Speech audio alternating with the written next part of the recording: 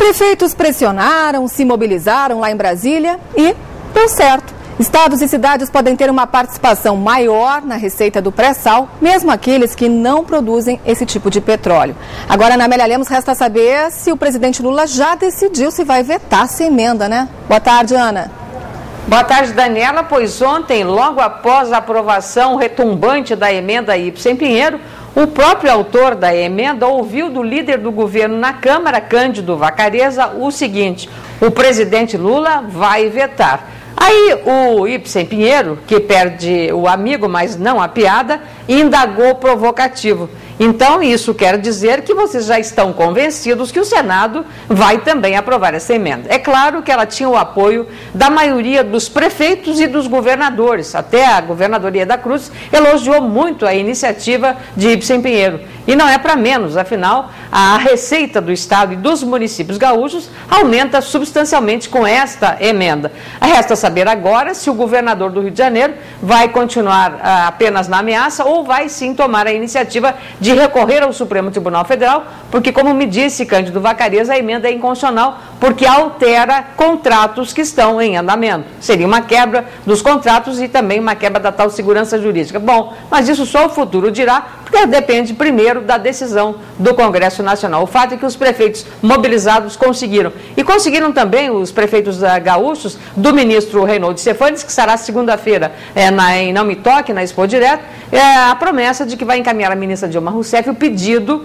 para que não seja examinado pelo CONAMA na próxima semana aquela iniciativa de reduzir de 800 metros para 400 metros acima do nível do mar as restrições no bioma da Mata Atlântica para a produção agropastoril. Isso seria um impacto negativo sobre 234 municípios gaúchos. Hoje, esta restrição atinge apenas 17 municípios. E o presidente da FAMURGS confiou na ação política do ministro Reinaldo Stefanes para uma matéria com tanta relevância quanto essa. E os prefeitos do Vale do Paranhana também tiveram uma boa notícia. O Ministério da Educação vai criar uma escola técnica federal na região para formar técnicos agrícolas. A escola vai ficar em Rolante. Então, aí as iniciativas que foram resultado da pressão dos prefeitos aqui em Brasília nessa semana. Cristina Ranzolin.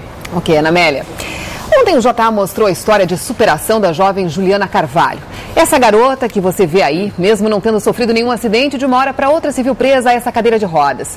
Ela foi vítima de lúpus, um tipo de doença autoimune em que o organismo começa a produzir anticorpos contra a própria saúde. Apesar da Juliana ter conseguido dar a volta por cima e levar uma vida quase normal, o caso chamou a atenção de muita gente. Como é que uma doença surge tão rapidamente e já paralisa uma pessoa?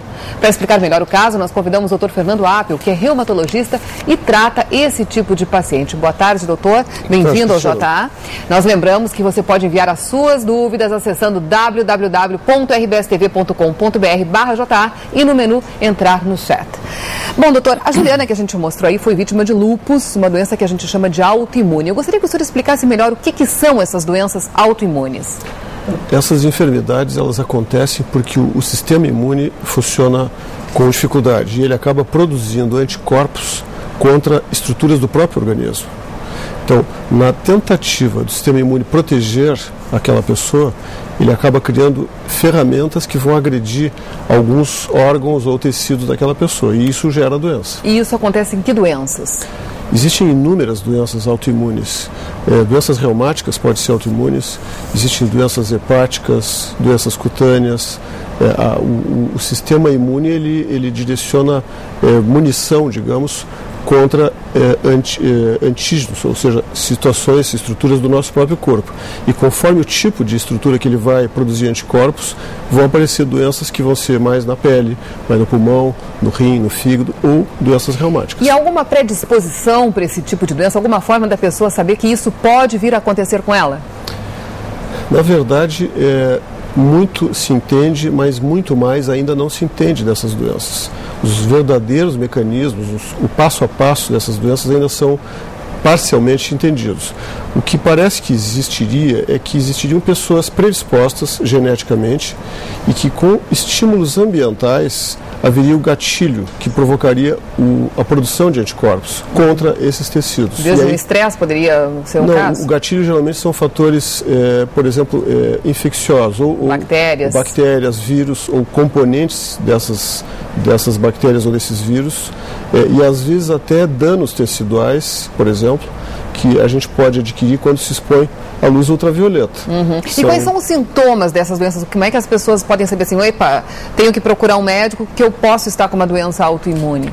Existem muitas doenças autoimunes conhecidas. Urticária, asma, pênfigo, que é uma doença de pele, existem doenças renais tipo glomerulonefrite, existem doenças do sistema hematológico, púrpura trombocitopênica, e nas doenças reumáticas, que é onde eu trabalho e lido, existem muitas doenças que têm essa origem. Aí nós temos o lúpus eritematoso sistêmico, por exemplo, artrite reumatoide e várias outras doenças também. Eu queria agora começar a passar aqui para as perguntas dos nossos telespectadores. A Laura, por exemplo, faz uma pergunta muito interessante. Ela adquiriu lúpus após ter um filho, que agora tem 2 anos. Ela faz tratamento médico, mas ela gostaria de saber quais são os riscos de se ter lúpus e o que ela fazer para ter mais saúde. Por exemplo, o filho dela corre risco de ter a mesma doença? Geneticamente se diz que haveria uma predisposição, mas não é comum isso. Inúmeras pessoas portadoras de lúpus eritematoso sistêmico, que é uma doença autoimune, tiveram filhos ou são filhos de pessoas que nunca tiveram essa doença. Então, a predisposição genética existe. Mas se a pergunta e é comum? A resposta é não, não é comum. A Mel quer saber o seguinte, ela tem diabetes e tem artrite reumatoide. Ela sabe que fica mais vulnerável a doenças, ainda mais quando chega o inverno. Então, o que ela poderia fazer para ter um pouco mais de imunidade nessa época do ano? É importante sempre, Cristina, que esses pacientes sejam sempre bem acompanhados. Os seus médicos devem estar em contato, porque cada paciente nessas doenças tem uma peculiaridade. A evolução de cada doente com lúpus ou artrite reumatoide, ele terá uma evolução diferente de outra pessoa que tem a mesma doença. Então, o acompanhamento do seu médico é fundamental. Agora, claro, manter tratamento em dia, manter atividades físicas para preservar a sua condição física, os acompanhamentos laboratoriais para ver se os remédios que estão sendo usados estão nas doses adequadas. Essa é a essência. O Márcio Moraes pergunta se o senhor tem conhecimento de pessoas que já se beneficiaram de acupuntura para tratar esses tipos de doenças? Eu conheço. A acupuntura é usada no tratamento de dor.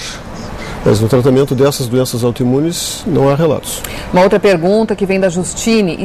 Quem tem lúpus tem que tomar cuidado com algum tipo de vacina? Sim, com certeza. A vacina classicamente desaconselhada nos pacientes com lúpus ou doenças autoimunes em atividade, em tratamento, por exemplo, são aquelas vacinas que têm vírus atenuado. E a clássica vacina nessa situação é a vacina da febre amarela. Bom, agora, por exemplo, nós estamos aí com a vacina da gripe A, no caso é uma vacina nova, né? Essa é uma vacina nova, eu não tenho informações de que tipo de vírus ela usa, mas se for vírus atenuado, seria desaconselhado se o paciente faz uso de remédios que mexam com as defesas, com a imunidade, para proteger o paciente. Esses tipos de doença não são contagiosas, né, doutor? Com certeza não. Não precisa a pessoa ficar com medo. Embora o lúpus, por exemplo, às vezes esses pacientes, ou geralmente são estas pacientes, mulheres... Pois é, normalmente são mulheres que são atingidas. Sim, as mulheres... Pois é. Aí é a estatística e a epidemiologia que acontece assim. Geralmente são 10 vezes mais mulheres do que homens que têm lúpus sistêmico. Mas geralmente essas pessoas com lúpus, elas têm manifestações de pele no rosto, no peito, e isso chama atenção, é um cartão de visitas que preocupa. Mas muita gente acha que isso poderia ser contagioso. Não são doenças contagiosas. E qual é o tratamento? Essa pessoa que tem essa doença ou estas doenças deve ver a sua situação, tem que dimensionar o tamanho da sua doença, porque nem todos os pacientes são portadores da mesma doença em agressividade. Alguns têm uma doença mais forte, alguns têm uma doença mais fraca. Então, o dimensionamento da sua enfermidade é feito e avaliado qual o melhor ajuste. Geralmente são usados anti-inflamatórios, drogas que mexem com a imunidade do indivíduo para ter uma resposta de estímulo menos agressiva e, portanto, doença mais suave. E são comuns casos, como a gente mostrou aí da Juliana, que dão até mesmo paralisia nas pessoas? pessoas? Não, isso é incomum.